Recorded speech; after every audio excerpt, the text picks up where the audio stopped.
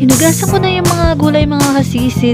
At syempre hindi mawawala yung ating kamatis at hiniwa ko na nga at dinagdagan ko pa ng sili para may kunting sipa. At sa wakas ay naluto na nga yung ating insaladang talong mga kasisi.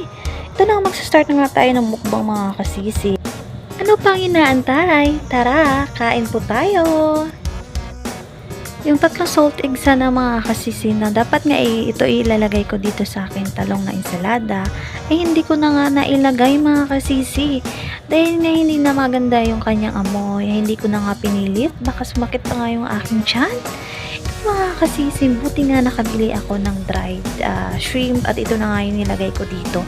Dapat nga alamang nga yung balak kong bilhin kaso nga wala nga naman ako makita dito sa tindahan. Ito na nga sis, buti na nga lang nakabili ako ng dried shrimp. Ito na nga nilagay ko naman at okay naman yung kanyang lasa. Ito na nga sis, napakasarap ng aking timpla at ito na nga sis, ay napastart na nga ako ng kain. At for sure, mapapadami na naman ang aking kain ito mga sis.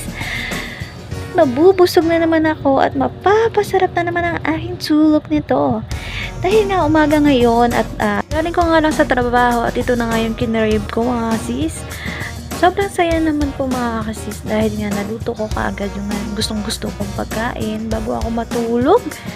Ito na nga sis, sarap na nga ako sa aking kain at bili nga na rin ako ng 1 kilong mangga dahil nga season ng mangga ngayon kaya medyo mura pa nga lang mga kasisi. Sobrang sarap nga ng kain ko dito dahil nga may panghimagas ako at dahil nga hindi na din ako nag-intake ng vitamins mga kasisi. Ito na nga lang nagmabawi ako sa mga prutas na aking kinakain. Maraming salamat sa inyong panonood mga kaibigan at don't forget to like and share my videos and for more. Thank you so much for watching. Bye-bye!